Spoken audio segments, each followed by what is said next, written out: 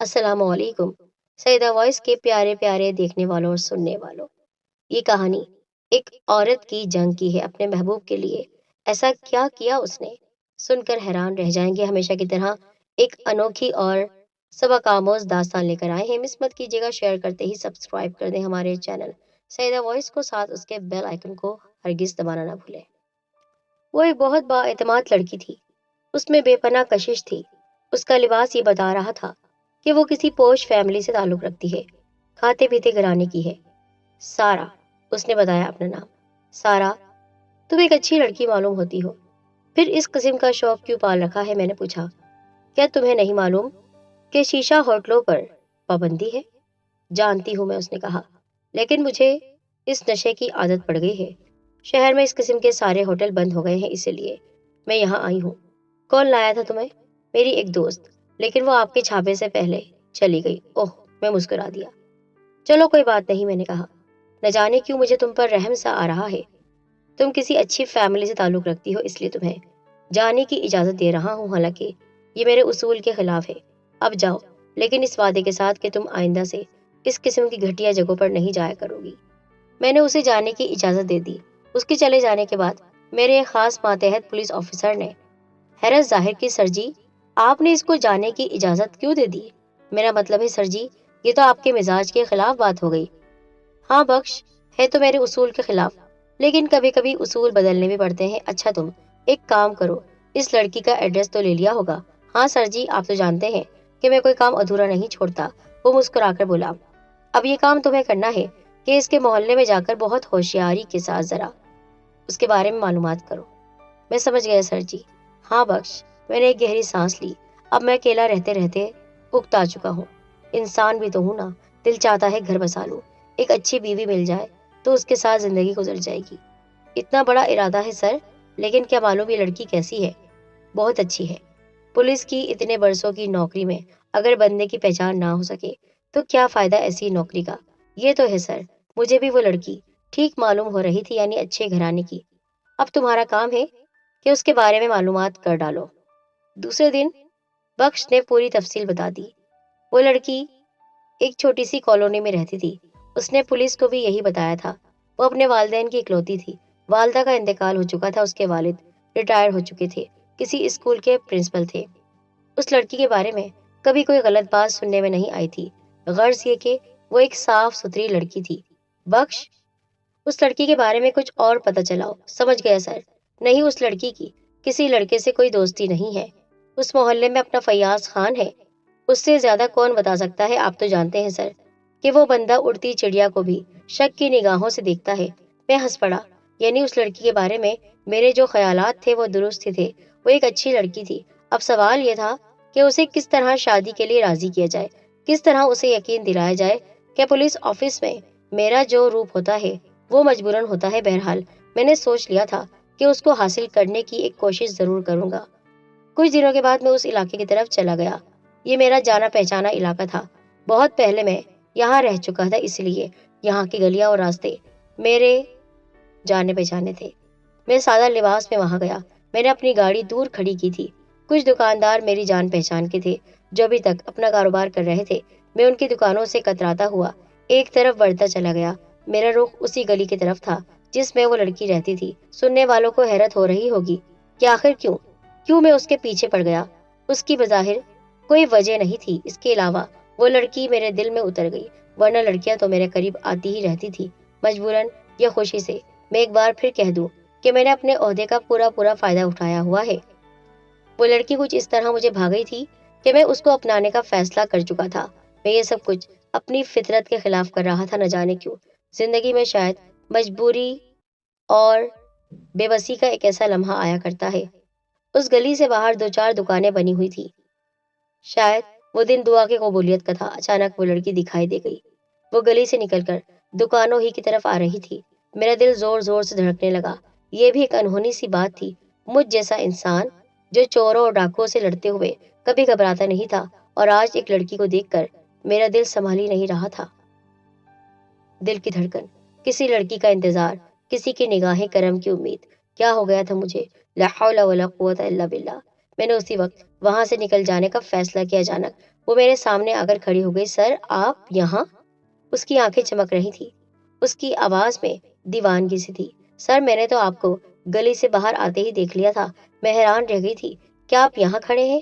ہاں، میں کسی کام سے آیا تھا، پیاس لگی تو کولڈ ڈرنک پینے کے لیے رک گیا۔ کیا تم یہاں رہتی ہو؟ جی ہاں، سامنے والی گلی میں، اس نے اشارہ کیا۔ چلو ٹھیک ہے، میں نے گردن ہلائی۔ اچھا تم اپنا کام کرو۔ وہ لڑکی کچھ اس طرح مجھے بھا گئی تھی کہ میں اس کو اپنانے کا فیصلہ کر چکا تھا۔ میں یہ سب کچھ اپنی فطرت کے خلاف کر رہا تھا، نہ جانے کیوں۔ زندگی میں شاید مجبوری اور بے بسی کا ایک ایسا لمحہ آیا کرتا ہے۔ اس گلی سے باہر 2-4 دکانیں بنی ہوئی تھی۔ شاید وہ دن دعا کی قبولیت کا تھا۔ اچانک وہ لڑکی دکھائی دے گئی۔ وہ گلی سے نکل کر دکانوں ہی کی طرف آ رہی تھی۔ میرا دل زور زور سے دھڑکنے لگا۔ یہ بھی ایک انہونی سی بات تھی، مجھ جیسا انسان جو چوروں اور ڈاکوؤں سے لڑتے ہوئے کبھی گھبراتا نہیں تھا، اور آج ایک لڑکی کو دیکھ کر میرا دل سنبھال ہی نہیں رہا تھا۔ دل کی دھڑکن، کسی لڑکی کا انتظار، کسی کی نگاہ کرم کی امید۔ کیا ہو گیا تھا مجھے؟ لا حول ولا قوت الا باللہ۔ میں نے اسی وقت وہاں سے نکل جانے کا فیصلہ کیا۔ اچانک وہ میرے سامنے آ کر کھڑی ہو گئی۔ سر آپ یہاں؟ اس کی آنکھیں چمک رہی تھی، اس کی آواز میں دیوانگی سی تھی۔ سر میں نے تو آپ کو گلی سے باہر آتے ہی دیکھ لیا تھا، میں حیران رہ گئی تھی۔ کیا آپ یہاں کھڑے ہیں؟ ہاں، میں کسی کام سے آیا تھا، پیاس لگی تو کولڈ ڈرنک پینے کے لیے رک گیا۔ کیا تم یہاں رہتی ہو؟ جی ہاں، سامنے والی گلی میں، اس نے اشارہ کیا۔ چلو ٹھیک ہے، میں نے گردن ہلائی۔ اچھا تم اپنا کام کرو، میں جا رہا ہوں۔ ارے اس طرح کہاں جا رہے ہیں؟ وہ بے تکلفی سے بولی۔ آپ کو تو میرے گھر چلنا ہوگا۔ تمہارے گھر؟ میں نے حیران ہو کر اس کی طرف دیکھا۔ جی ہاں سر، میرے گھر۔ میں اپنے والد سے آپ کی ملاقات کروانا چاہتی ہوں اور ان سے آپ کی تعریف کرتی رہتی ہوں، اس نے بتایا۔ میں نے کہا ہے کہ میں نے اپنی زندگی میں ایسا پولیس آفیسر نہیں دیکھا اور نہ ہی سنا ہے۔ اس دن آپ نے میرے ساتھ جو حسن سلوک کیا تھا وہ میرے والد کو بہت اچھا لگا۔ وہ آپ سے ملنا چاہتے ہیں۔ میرے والد ایک استاد رہ چکے ہیں اور معاشرے کی خرابیوں کے خلاف جہاد کرتے رہتے ہیں۔ چلیے نا پلیز۔ شاید قدرت ہی کی طرف سے مجھے ایسا موقع مل رہا تھا، اس لیے میں نے فوراً کولڈ ڈرنک کے پیسے دیے اور اس لڑکی کے ساتھ اس کے گھر ہو لیا۔ سامنے ہی گلی میں اس کا گھر تھا۔ مجھے 1 منٹ انتظار کا کہہ کر وہ اندر چلی گئی۔ اسے زیادہ دیر نہیں ہوئی تھی کہ باہر کا دروازہ میرے لیے کھول دیا گیا۔ دروازہ کھولنے والا ایک بوڑھا مہذب اور شریف سا انسان تھا۔ میں نے اندازہ لگا لیا تھا کہ وہی اس کا باپ ہو سکتا ہے۔ اس نے بڑی گرم جوشی سے مصافحہ کیا۔ آؤ میاں، سارا نے تمہاری بہت تعریف کی تھی، آؤ اندر آ جاؤ۔ وہ مجھے ڈرائنگ روم میں لے آیا۔ سلیقے سے سجا ہوا کمرہ حسن ذوق کی علامت تھا۔ اس کے علاوہ 2 الماریاں بھی تھیں جن میں کتابیں بھری ہوئی تھیں۔ میں اس کے کہنے پر ایک طرف بیٹھ گیا۔ سچ تو یہ ہے کہ وہاں آ کر اور وہاں بیٹھ کر بہت سکون سا مل رہا تھا، ورنہ میں جس شعبے میں تھا وہاں عام طور پر منحوس صورت مجرموں ہی سے واسطہ پڑا ہوتا ہے۔ میاں، میں نے سارا سے کہا تھا کہ وہ کسی دن تمہیں بلا کر لائے۔ اس نے بات شروع کی۔ جناب، آپ کے بارے میں مجھے پتا چلا ہے کہ آپ استاد رہ چکے ہیں۔ دیکھو بھائی، استاد ہمیشہ استاد ہی رہتا ہے، اس نے مسکرا کر کہا۔ علم اس کی رگوں میں شامل ہو جاتا ہے۔ ویسے یہ جان کر مجھے خوشی ہوئی کہ تمہارے شعبے میں ابھی انسانیت زندہ ہے۔ تم پولیس والے ابھی بھی انسانوں کو انسان ہی سمجھتے ہو۔ تم نے جس انداز سے سارا کو سمجھایا، اس کے ساتھ حسن سلوک کیا، وہ میں ہمیشہ یاد رکھوں گا۔ اس دوران سارا ایک ٹرے میں چائے وغیرہ لے کر آ گئی۔ وہ بالکل ایک گھر سا ماحول تھا، گھریلو ماحول جو مجھے کبھی نہیں ملا۔ کیسا سکون تھا یہاں۔ اس کے والد میری تعریف کر رہے تھے اور میں دل ہی دل میں شرمندہ ہو رہا تھا۔ اگر ان کو معلوم ہو جاتا کہ میں کیسا ہوں تو پھر ساری کہانی ہی ختم ہو جاتی۔ سارا نے بھی باتیں شروع کر دی۔ اس کی باتوں سے یہ صاف اندازہ ہو رہا تھا کہ وہ مجھ سے متاثر ہو گئی ہے اور میرے قریب آنا چاہتی ہے۔ خدا جانے اس کے دل میں کیا تھا۔ ویسے تو میں جس روپ میں اس کو دکھا تھا، اس کے بعد تو اسے میرے سائے سے بھی بھاگنا چاہیے تھا۔ اس کے برعکس اس نے اپنے والد کی نگاہوں میں مجھے ایک فرشتہ صفت پولیس آفیسر ظاہر کر دیا تھا۔ بہرحال کچھ دیر کی باتوں کے بعد میں وہاں سے واپس آ گیا۔ ان دونوں کے اخلاق نے مجھ جیسے انسان کو بھی موم کر دیا تھا۔ میں نے سارا کو اپنا موبائل نمبر دے دیا، اگر کبھی کسی چیز کی ضرورت ہو تو مجھے فون کر سکتی ہو۔ دوسرے دن آفس میں بخش کو کل کے ایڈونچر کے بارے میں بتا رہا تھا۔ وہ بھی خوش ہوا۔ سر جی، یہ تو کل ہی مجھے اندازہ ہو گیا تھا کہ آپ اس لڑکی سے بہت ہی زیادہ سنجیدہ ہیں اور آپ کے ارادے کچھ اور ہیں۔ تو پھر سر قدم بڑھائیے نا، میرا مطلب ہے رشتہ وغیرہ بھیج دیجیے، دیکھو کیا ہوتا ہے۔ 2-3 دن کے بعد سارا کا فون آ گیا۔ وہ بہت پرجوش ہو رہی تھی۔ بابا آپ کی بہت تعریف کر رہے تھے۔ باتوں باتوں میں वो आपके घर के हालात मालूम कर रहे थे, यानी कितने लोग हैं, किसके साथ रहते हैं, वगैरह वगैरह। सारा, मैं फिलहाल तो अपने ही साथ रहता हूँ, मैंने कहा। मेरा मतलब है अकेला हूँ। वालिदैन का इंतकाल हो चुका है, शादी की नहीं है। ये समझ लो अपने शोबे से शादी हो गई है मेरी। लेकिन क्यों? तुम्हारे बाबा को मेरे बारे में ये सब जानने की क्या जरूरत है? अब ये तो मैं नहीं जानती, उसके लहजे में शौकी थी। उनसे मिलकर खुद ही पूछ लीजिएगा। मैं समझ गया था कि सिलसिला क्या है, लेकिन जो कुछ भी हो रहा था वो मेरी तवक्को के बिल्कुल उलट था। मुझ जैसे इंसान के लिए पहले तो एक लड़की का मेहरबान होना, फिर उसके बाप की मोहब्बत, ये सब किस किस्म के इशारे थे? मतलब बिल्कुल साफ जाहिर था। इसके अलावा और क्या समझ सकता था कि कुदरत सारा की शक्ल में मुझ पर मेहरबान होती जा रही है। उसके बाद ये हुआ कि एक रात सारा के अब्बू ने मुझे खाने पर बुला लिया। ऐसा एहतमाम मेरे साथ पहली बार ही हुआ था, वरना कौन अपनी मर्जी और खुशी से हम जैसे पुलिस ऑफिसर्स को इस तरह बुलाता है। उन लोगों ने बहुत तकल्लुफ किया था। मेरे लिए खाना खुद सारा ने बनाया था और वो बहुत ही मजेदार था।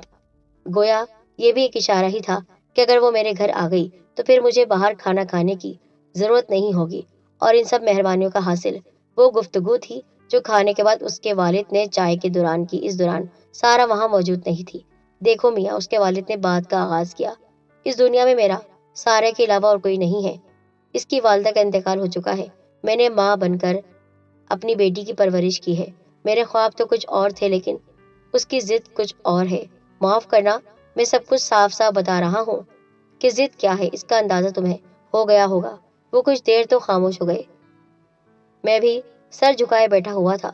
तो बेटा, मेरा ख्याल है तुमने मेरा इशारा समझ लिया होगा।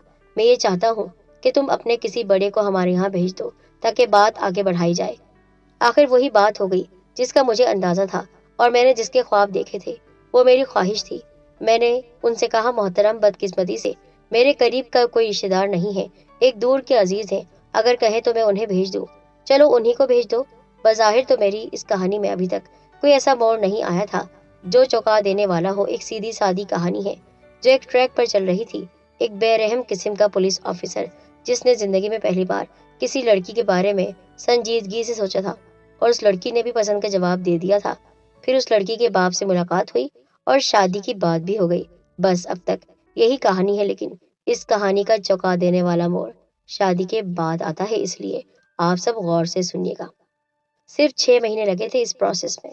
6 महीने के अंदर अंदर सारा से मेरी शादी हो गई। एक बात और भी कि मैंने खुद को तब्दील करना शुरू कर दिया था। शादी के बाद मेरी जिंदगी का रुख बदल कर रह गया था। कहाँ तो मेरा मिजाज के सीधे मुंह बात भी नहीं करता था, और कहाँ ऐसी नरमी के देखने वालों को हैरत हुआ करती। मैंने नाजायज पैसे लेने भी बंद कर दिए थे। मिजाज की वो सख्ती न जाने कहाँ गुम हो गई थी। मेरा खास बंदा पक्ष भी हैरान था। सर जी, क्या हो गया है आपको? भाभी ने तो बिल्कुल दूसरा इंसान बना दिया है। हाँ बख्श, अब जाकर पता चला है कि सुकून क्या होता है। सारा से मुझे बेइंतहा मोहब्बत थी। उसकी जरा सी भी तकलीफ मुझे बर्दाश्त नहीं थी। यही हाल सारा का था। मेरे जरा जरा सी बात का ख्याल रखा करती। मैं जब ड्यूटी पर जाता तो मेरे लिए लंच बॉक्स भी साथ दिया करती। मैं उसे कहा करता, खुदा की बंदी, क्यों मेरी आदतें खराब कर रही हो? मैं सामने वाले होटल से खाना मंगवा लेता हूँ। ये उस वक्त अच्छा था जब मैं इस घर में नहीं थी। अब मैं आ गई हूँ। मैं ये कैसे बर्दाश्त कर सकती हूँ कि आप बीवी के होते हुए बाहर का खाना खाएं? अब इस तवज्जो और मोहब्बत का कोई जवाब हो सकता है क्या? कोई नहीं। मेरे साथी भी मेरी किस्मत पर रश किया करते। यार, तुम्हें तो भाभी ने संवार कर रख दिया है। हाँ यार, मैं सुना करता था कि अच्छी बीवी से बढ़कर कोई नेमत नहीं है, लेकिन अब पता चला कि इस बात में कितनी सच्चाई है। शादी को 1 साल गुजर गया। हम दोनों ने अभी तक बच्चों की प्लानिंग नहीं की थी। ये हम दोनों का ख्याल था कि जब तक जी भरकर 2-4 साल आराम और तफरी के गुजार लें, उसके बाद बच्चे भी आ जाएंगे। हम जिस घर में रहते थे उसमें 4 कमरे थे। 3 कमरे हमारे इस्तेमाल में थे। एक कमरे को हमने स्टोर बना रखा था, जिसमें दुनिया भर की अलम गलम चीजें भरी हुई थी। उस स्टोर रूम में एक खिड़की भी थी जो बाहर की तरफ खुलती थी। एक बाथरूम भी था, साफ सुथरा। फिर एक दिन खबर मिली कि सारा के मामू आ रहे हैं। अब उस स्टोर रूम को हम मेहमानों के लिए भी इस्तेमाल करते थे। एक दोपहर सारा ने कहा, चले मेरे साथ मिलकर कमरा साफ करवा लें।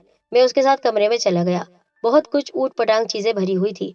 सारा के साथ मिलकर काम करते हुए मुझे बहुत अच्छा लग रहा था। अगर चाहता तो किसी मुलाजिम को भी बुलवा सकता था। थाने फोन कर देता तो थाने वाले दर्जनों को भेज देते। लेकिन सारा के साथ मिलकर काम करने का लुत्फ ही कुछ और था। उसने अपने दुपट्टे से اپنی کمر کو کس کر باندھ رکھا تھا۔ اس کے ماتھے پر پسینے کے قطرے جھلملا رہے تھے۔ آپ جب تک واش روم دیکھنے میں جھاڑو لے کر آتی ہوں۔ وہ جھاڑو لینے چلی گئی۔ میں جب واش روم سے باہر آیا تو وہ کمرے میں نہیں تھی۔ میں کچھ دیر تک اس کا انتظار کرتا رہا۔ جب وہ نہیں آئی تو میں خود اس کو دیکھنے کمرے سے باہر جانے لگا، لیکن کمرے کا دروازہ باہر سے بند تھا۔ میں نے آواز لگائی، سارا، سارا، دروازہ بند ہے، دروازہ کھولو۔ کوئی آواز نہیں آئی۔ میں نے دوبارہ آواز دی، سناٹا۔ میں نے دروازے پر زور آزمائی شروع کر دی، یعنی کھولنے لگا، لیکن وہ دروازہ بہت مضبوط تھا۔ کسی بھی حال میں اس کا کھلنا یا ٹوٹنا محال تھا۔ پھر سارا کی آواز آئی، کیا بات ہے؟ کیوں شور کر رہے ہو؟ سارا، دروازہ کھولو۔ میں اندر سے چیخا، یہ کیا مذاق ہے؟ کھولو دروازہ۔ کس نے بند کیا ہے؟ میں نے بند کیا ہے، سارا کی آواز آئی۔ اس لیے بند نہیں کیا کہ اسے کھول دوں۔ یہ اسی طرح بند رہے گا اور تمہیں اب اسی کمرے میں رہنا ہے۔ اس کی یہ بات سن کر میرا تو دماغ ہی گھوم گیا۔ سارا، کہ تم پاگل ہو گئی ہو؟ یہ کیا کر رہی ہو؟ جلدی کھولو، یہ کیا بچپنا ہے؟ اس کے بعد بالکل خاموشی۔ شاید وہ دروازے کے پاس سے ہٹ گئی تھی۔ میں دروازہ پیٹتا رہا لیکن کوئی آواز نہیں آئی۔ میں ایک طرف بیٹھ کر صورتحال پر غور کرنے لگا۔ جو کچھ بھی تھا وہ حیرت ناک ہی ہو سکتا تھا۔ وہ ایسا کیوں کر رہی تھی؟ وہ تو میری بیوی تھی۔ میں نے اس سے محبت کی تھی۔ ہم نے ایک ساتھ بہت اچھے دن گزارے تھے، بلکہ گزار رہے تھے۔ ان دنوں کے درمیان کبھی بھی ایسا اظہار نہیں ہوا کہ وہ اس قسم کی کوئی گھٹیا حرکت کرتی، اور ان دنوں کے درمیان کبھی بھی ایسا اظہار نہیں ہوا تھا کہ وہ اس قسم کی کوئی حرکت کرے گی۔ یہ کسی قسم کی شرارت بھی نہیں ہو سکتی تھی۔ شرارت کی بھی کوئی حد ہوا کرتی ہے، اور وہ بھی ایسا بے رحمانہ سلوک۔ میں نے 2-3 بار دروازے کے پاس جا کر اسے مزید آوازیں دیں، لیکن جب کوئی جواب نہیں ملا تو میں سنجیدگی سے غور کرنا شروع کر چکا تھا۔ مجھے اس کمرے سے باہر نکلنا تھا۔ کس طرح؟ دروازہ بہت مضبوط تھا، وہ کسی طرح ٹوٹ نہیں سکتا تھا۔ کھڑکی بھی ایسی نہیں تھی کہ اسے توڑا جا سکے، اور نہ وہ باہر کی سمت کھلتی تھی، پیچھے کوریڈور میں کھلتی تھی، جس کے دونوں طرف دروازے تھے جو بند رہتے تھے۔ اب یہ ہو سکتا تھا کہ میں فون کر کے کسی کو اپنی مدد کے لیے بلا لوں، اپنے آفس کے کسی بندے کو یا اپنے کسی دوست کو۔ پھر اس وقت میری جھنجھلاہٹ کی کوئی حد نہ رہی جب مجھے اپنا موبائل فون بھی نہیں ملا۔ وہ تو میری اس قمیض کی جیب میں تھا جو میں اتار کر بیڈ روم میں چھوڑ آیا تھا۔ اب میں بالکل بے بس اور لاچار ہو چکا تھا۔ ایک طریقہ تو یہ تھا کہ شور کیا جائے، لیکن اس سے بھی کوئی فائدہ نہیں تھا۔ ایک تو میرا گھر جس علاقے میں تھا وہاں گھر ایک دوسرے سے فاصلے پر بنے ہوئے تھے۔ دوسری بات یہ تھی کہ میرے گھر کی بناوٹ ایسی تھی کہ شور کی آواز باہر جا ہی نہیں سکتی تھی۔ گویا سارا نے جو پلاننگ کی تھی وہ بہت سوچ سمجھ کر کی تھی۔ میں دوبارہ بستر پر جا کر بیٹھ گیا۔ سوچتے سوچتے دماغ کی رگیں پھٹنے لگی۔ بہت دیر کے بعد وہ کمرے کی کھڑکی کے باہر نمودار ہوئی۔ اس کے ہاتھ میں ایک ٹرے تھی جس میں چائے کا ایک گلاس، کچھ بسکٹ اور ایک گلاس میں پانی تھا، اور لطف کی بات یہ تھی کہ دونوں پیپر گلاس تھے، جس کو ڈسپوزیبل گلاس کہا جاتا ہے۔ یہ لو چائے پی لو، اس نے کہا۔ سارا، کیا ہو گیا ہے تم کو؟ میں نے غصے سے پوچھا۔ پہلے چائے پی لو پھر بتاؤں گی، اس نے کہا، اور ہاں، اب تمہارے لیے اسی قسم کے گلاس اور پلیٹ آیا کریں گے۔ میں نہیں چاہتی کہ شیشے کی کوئی چیز اندر آئے، ایسا نہ ہو کہ تم مایوس ہو کر خودکشی ہی کر لو۔ اور ہاں، شاید تم نے واش روم میں جا کر نہیں دیکھا، اس میں بھی تمہیں کوئی شیشہ نہیں ملے گا۔ اس کی باتوں سے ظاہر ہو گیا تھا کہ اس کے ارادے بہت خطرناک ہیں۔ اس نے جو کچھ سوچ لیا ہے، پوری پلاننگ کے ساتھ ایسی حرکت کر رہی ہے، لیکن کیوں؟ اس سوال کا جواب مجھے نہیں مل رہا تھا۔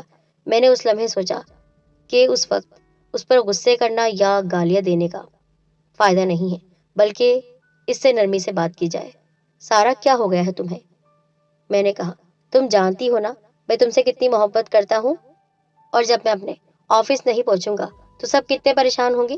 تم یہ بھی جانتی ہو کہ کس طرح میری تلاش شروع ہو جائے گی۔ سب جانتی ہوں میں نے تمہارے آفس فون کر کے بتا دیا ہے کہ تم اچانک شہر سے باہر چلے گئے ہو، اور کم از کم 15 دنوں کا بول کر گئے ہو۔ اب 15 دنوں کے بعد جو ہوگا دیکھا جائے گا۔ چلو شاباش، یہ چائے پی لو، مجھے اپنے لیے کھانا بھی بنانا ہے، اور ہاں، تمہارے لیے میں سلائس لے کر آتی ہوں۔ اب تم صرف ڈبل روٹی ہی کھایا کرو گے اور کچھ نہیں ملے گا۔ کبھی کبھی اس پر بٹر بھی لگا دیا کروں گی۔ کاش اس وقت میں کمرے سے باہر ہوتا، وہ میرے قریب ہوتی تو میں اس کا گلا گھونٹ دیتا۔ اب معاملہ میری برداشت سے باہر ہو گیا۔ یہ بتا، آخر تو یہ سب کچھ کیوں کر رہی ہے؟ ہاں ہاں، اب تم اپنی اصلیت پر آ گئے۔ وہ ہنس پڑی۔ اب میں بتا دوں گی کہ میں یہ سب کیوں کر رہی ہوں، لیکن ابھی نہیں۔ 3-4 دنوں کے بعد یہ لو۔ میں نے ٹرے کھڑکی پر رکھ دی۔ وہ ٹرے رکھ کر چلی گئی۔ کیا تھا یہ سب کچھ؟ اگر کوئی خواب تھا تو اس خواب کا مقصد کیا تھا؟ سارا میرے ساتھ ایسا کیوں کر رہی تھی؟ میں نے تو اسے کوئی تکلیف بھی نہیں دی۔ ہمیشہ خیال ہی رکھا تھا پھر کیا ہوا تھا اس کو؟ وہ رات بہت درد اور کرب کی تھی۔ بستر پر کروٹیں بدلتے گزری۔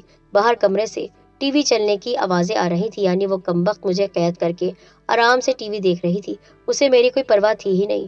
اس نے اپنے کہنے کے مطابق رات کو وہ کھڑکی کے راستے میرے لیے سلائس دے دیے تھے، اور وہ بھی پیپر پلیٹ میں۔ میں نے غصے سے کہا، سارا، کیا تو نہیں جانتی کہ میں کون ہوں؟ باہر آ کر تیرا کیا حشر کر سکتا ہوں؟ اچھی طرح جانتی ہوں کہ تم کیا کر سکتے ہو، اسی لیے میں نے تمہارے باہر آنے کے سارے امکانات ہی ختم کر دیے۔ لیکن کیوں؟ تو ایسا کیوں کر رہی ہے میرے ساتھ؟ یہ ایک کہانی ہے ڈی ایس پی صاحب، لیکن ابھی نہیں بتاؤں گی۔ 2-4 دن اور اسی طرح گزار لو، پھر سب کچھ بتا دوں گی۔ میں نے اسے گالیاں دینی شروع کر دی۔ وہ گالیاں کھا کر ہنستی رہی تھی۔ اس کی ہنسی میں بلا کا زہریلا پن تھا۔ اس وقت اس کا سارا حسن غارت ہو گیا تھا۔ وہ ایک چڑیل کی طرح سامنے کھڑی تھی، جس نے مجھے اپنے شکنجے میں اپنے ہاتھوں میں جکڑ لیا تھا۔ میں اسے برا بھلا کہتا رہا، لیکن اس پر ایک پائی اثر نہیں ہوا، اور وہ چلی گئی۔ پھر میں نڈھال ہو کر بستر پر گر گیا۔ وہ اپنے وعدے کے مطابق میرے لیے صرف سلائس لاتی رہی، اور ایک دن گزر گیا۔ مجھے اندازہ ہو گیا تھا کہ وہ اس طرح مجھے باہر نہیں نکالے گی۔ اس نے جو سوچ لیا ہے اس پر عمل کر کے رہے گی، اور کیا سوچا ہے، کیوں سوچا ہے، یہ میں نہیں جانتا تھا۔ 2 دنوں کے بعد میری حالت خراب ہونے لگی، کمزور ہونے لگا۔ اس کی وجہ یہ تھی کہ کھانے میں صرف ڈبل روٹی کا ایک پیس مل رہا تھا۔ ایک دوپہر کو اس نے مجھے جو کھانے کو دیا اس کو دیکھ کر حیران رہ گئی۔ باقاعدہ روٹیاں تھیں، اور ان کے ساتھ سالن بھی تھا۔ نہ جانے کیوں مہربان ہو گئی تھی۔ اس کی وجہ بعد میں پتہ چلی، جب میں کھانا کھا کر بے ہوش ہو گیا۔ اس نے مجھے کوئی ایسی دوا کھلا دی تھی جس نے مجھے بے ہوش کر دیا تھا۔ میں اپنے آپ کو واش روم کے دروازے کے باہر دیکھ کر حیران رہ گیا۔ مجھے یاد نہیں تھا میں کس طرح یہاں پہنچا ہوں۔ میں بہت دیر تک سوچتا رہا کہ میرے ساتھ کیا ہوا تھا۔ اتنا یاد آ رہا تھا کہ میں نے کھانا کھایا تھا، اس کے بعد کیا ہوا یہ مجھے اندازہ نہیں تھا۔ بہرحال کسی نہ کسی طرح خود کو گھسیٹتا ہوا بستر پر آ کر لیٹ گیا۔ اس وقت رات ہو گئی تھی۔ اللہ جانے میں کب تک بے ہوش رہا ہوں گا۔ پھر جب کھڑکی کے باہر سارا کی زہریلی ہنسی کی آواز سنائی دی تو میں تیزی سے بستر سے اترا، لیکن چکرا کر گر پڑا۔ اتنی کمزوری ہو گئی تھی کہ اس حال میں دیکھ کر وہ ہنستی رہی، پھر زہریلی ناگن کی طرح پھنکار کر بولی، میرے سرتاج، کیا ہو گیا ہے تمہیں؟ کیوں کمزور ہوتے جا رہے ہو، اور واش روم کے باہر کیوں پڑے ہوگے؟ بہت گھٹیا عورت ہو تم۔ میں نے تیرا کیا بگاڑا ہے؟ کیا نقصان کیا ہے تیرا؟ سن لے کہ تو نے میرا کیا نقصان کیا ہے، اس نے کہا۔ تو نے میری ساری خوشیاں غارت کر دی ہے۔ تو نے میری محبت مجھ سے چھین لی ہے۔ تو نے میرے سارے خوابوں کو اپنے ظلم اور ستم کا شکار بنا لیا ہے۔ میرے سپنے چور کر دیے ہیں تو نے۔ جو کچھ تو کہہ رہی ہے وہ میری سمجھ میں نہیں آ رہا۔ لے سن لے کہ میں تیرے ساتھ ایسا کیوں کر رہی ہوں، اس نے کہا۔ یاد کر، اب سے 2 سال پہلے تو نے ایک موٹر سائیکل سوار نوجوان کو اس غلطی پر پکڑا تھا کہ وہ تیری گاڑی سے ٹکرا گیا تھا۔ تو نے اسے ماں بہن کی گالیاں دی۔ وہ ایک غیرت مند نوجوان تھا، اس سے یہ سب برداشت نہیں ہوا۔ اس نے جواب دیا تو تیرے اشارے پر تیرے بندے اسے اٹھا کر تھانے لے گئے۔ تو نے اس پر دنیا بھر کے الزامات لگا دیے۔ تو نے اسے دہشت گرد قرار دیا اور پولیس اسٹیشن سے باہر لے جا کر جعلی پولیس مقابلے میں اسے مار دیا۔ یاد ہے تجھے؟ وہ نوجوان یاد آ گیا مجھے۔ اس کا نام شہاب تھا۔ وہ تھانے میں آنے کے بعد بھی حق و صداقت وغیرہ کی باتیں کرتا رہا تھا، لیکچر دینے لگا تھا، اور سب سے بڑی بات یہ تھی کہ اس نے میرے بینک اکاؤنٹ میں اضافے سے انکار کر دیا تھا، یعنی میں نے اس سے رشوت مانگی تھی اور اس نے نہیں دی تھی۔ ظاہر ہے اس کے بعد میری نگاہ میں اس کے زندہ رہنے کا کوئی جواز ہی نہیں تھا، اور وہ مار دیا گیا۔ یہ کام بھی بخش ہی نے میرے کہنے پر کیا تھا۔ تمہارا کیا تعلق تھا اس سے؟ وہ محبوب تھا میرا، محبت کرتی تھی اس سے میں۔ ہم دونوں کی خوشیاں بہت چھوٹی چھوٹی تھیں۔ ہم نے ایک دوسرے کو اپنا سہارا سمجھ لیا تھا، ایک ساتھ زندگی گزارنے کے خواب دیکھے تھے، اور اس کے بارے میں نے کسی کو بھی نہیں بتایا تھا۔ میرے ابو بھی نہیں جانتے تھے، کسی کو معلوم نہیں تھا۔ میں اس کو ابو سے ملوانے جا رہی تھی کہ یہ حادثہ ہو گیا، مر گیا وہ۔ میری محبت مر گئی۔ مجھے پتہ چل گیا کہ اس کو اس طرح مارنے والا کون ہے، ایک بے رحم انسان، ایک ظالم، ایک خونخوار درندہ۔ تم کیا سمجھتے ہو کہ میں شیشہ پینے لگی تھی؟ نہیں، بلکہ میں ایک پلاننگ بنا کر شیشہ ہوٹل گئی تھی اور نشہ کر رہی تھی، جان بوجھ کر، جہاں تم نے چھاپا مارا، اور میری توقع کے مطابق مجھ کو تمہارے سامنے پیش کر دیا گیا، اور میں تمہیں متاثر کرنے میں کامیاب ہو گئی۔ تم نے کبھی تو سوچا ہوتا کہ مجھ جیسی لڑکی تم جیسے درندہ صفت انسان سے کیا محبت کر سکتی ہے؟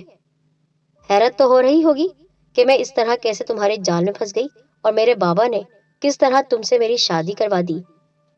بدلہ بدلہ لینا چاہتی تھی، شادی کے لیے بےتاب کیوں ہو رہی ہے، سوچا کبھی؟ لیکن میں نے تو تمہاری آنکھوں پر پٹی باندھی تھی، اس لیے تمہیں کچھ محسوس نہیں ہوا۔ اس کے بعد کہانی تمہارے سامنے ہے، تو پھر یہ شادی وغیرہ میری طرف سے یہ سب ڈرامہ تھا، ظالم انسان۔ وہ دہاڑنے لگی۔ تو نہیں جانتا کہ میں نے کس طرح تیرا ساتھ برداشت کیا ہے، اپنے آپ پر کتنا ظلم برداشت کیا ہے۔ جس رات میں تیرے ساتھ ہوتی تھی، اس کے دوسرے دن میں دن بھر روتی رہتی تھی، اپنے محبوب کی روح سے معافی مانگتی تھی کہ میں نے اس کے قاتل کو اپنا لیا۔ جب تو مجھے چھوتا تھا تو تیرے جسم سے خون کی بدبو آنے لگتی تھی، شہاب کے خون کی مہک، اور بھی نہ جانے کتنے شہاب تیری درندگی کی بھینٹ چڑھ گئے۔